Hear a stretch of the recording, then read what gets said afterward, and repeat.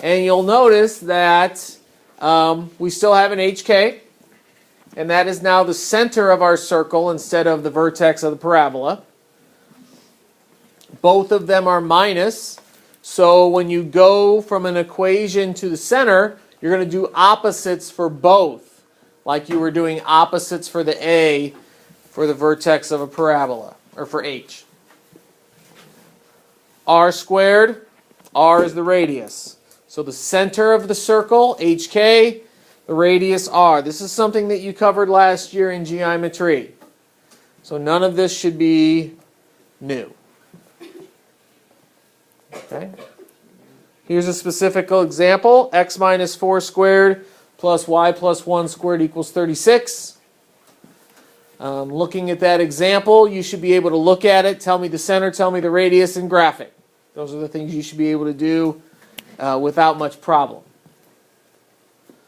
Okay, the center of that circle, looking at that equation, I can just look at it and tell you the center is 4, -1. Because remember, we're doing opposites on both, because it's x minus h and y minus k. The radius is the square root of that right side, which is 6. To graph that, you would go and plot the point 4, -1, which is the red dot that you see on the screen. You would go out 6 each direction. And then using the circle tool on your notebook, like I have on my iPad, you would draw a perfect circle about the center. Okay. So just getting warmed up here, I want you to tell me the center and radius of these circles. I do not want the radius as a decimal. I want it as a simplified root. So go ahead and try that. Here are my answers so you can check with what you got. Make sure that all your negatives and positives are correct. If everything's backwards, that's a simple fix. You're just doing it backwards. Okay. The x plus 2 means the center should be -2. The y minus 3, you make positive 3. Your roots should simplify. So root 20 should be simplified to 2 root 5. We worked on that all first semester. So that's not anything that you can't handle. No decimals. Okay. So far, so good. All right, well then let's start working backwards. Let's do what we did yesterday. I'm going to give you a couple pieces. Isn't there only 2 pieces? Yeah, you can make it harder. You could do like diameter and then you have to... Try this one. All right, this one is pretty straightforward. There's really not a whole lot of math going on here.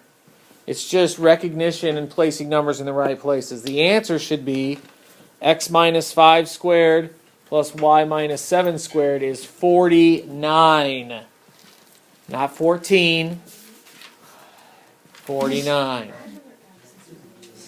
Okay. What we learned in 10.1, which was midpoint to find the center of the circle, 1/2 -5, and to find the radius, what I'm actually going to do is I'm going to find the distance from the 2 blue points, because I don't want to use the distance formula with a fraction. I lose confidence when I do that. So I'm going to find the distance of the diameter and then cut it in half.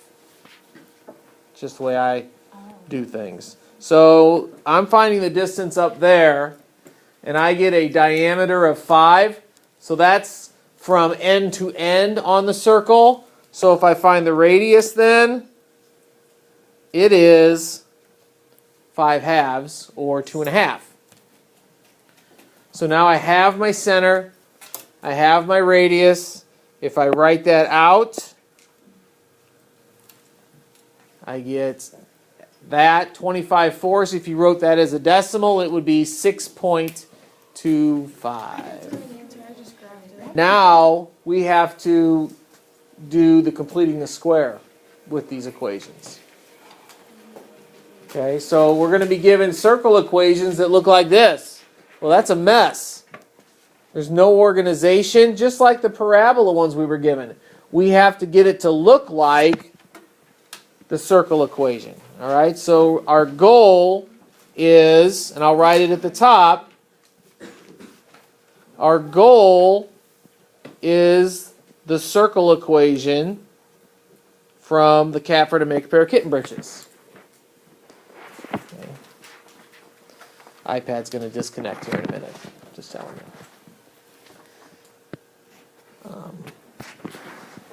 So that's our goal. So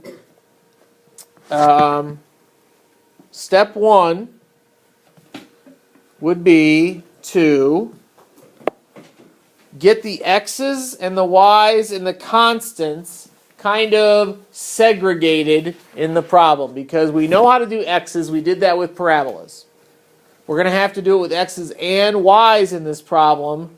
So we want to kind of group things together in areas. And I've got plenty of room, so I spread it all out. If you're trying to do these problems in a corner of a piece of paper, it's not going to work very well. At this point, what we're going to do is the parabola completing the square process with the x's and the y's. So the next step would be factor out the leading coefficient of the x squared and factor out the leading coefficient of the y squared. But what you'll notice is there aren't any, which is good. We just skip that step. Okay, we'll get to ones later in the chapter where they have them. So now what we're going to do is we're going to add something to the problem to complete the square for the x's. And we're going to add something to the y's to complete that square. So for the x's, we're going to add half of the b term squared, which would be 4. It would be negative 2 squared, which is 4. So half of the negative 4 is negative 2. Squared is 4. And now we do that with the y's. Half of 8 is 4. Squared is 16. So now how much did we add? 20. So out here, we need to subtract 20. Okay? So you see how it's the same as what we've been doing, just kind of ramped up a little bit because there's 2.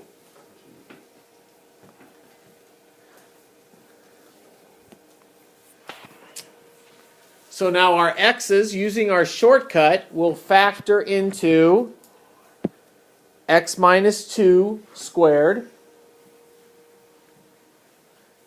If you learned how to do this with parabolas, you should understand these steps here. The y's will factor into y plus 4. And minus 5 and minus 20 is minus 25. If I move the 25 to the other side, look what I get. And what does that look like? Looks like that. Step 1, you put the x's together, put the y's together, the constant. There are no leading coefficients again, so we're good there. We just have to add the pink numbers in, subtract the same value, and then collect things at the end.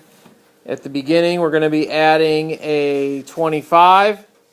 For the y's, we're going to be adding a 16. And at the end, we're going to be subtracting a 41, since that's what 25 and 16 make. The x's combine to make x minus 5 squared. The y's would be y plus 4 squared. And all those numbers make negative 25, which when you move it to the other side makes positive 25. That's how it works.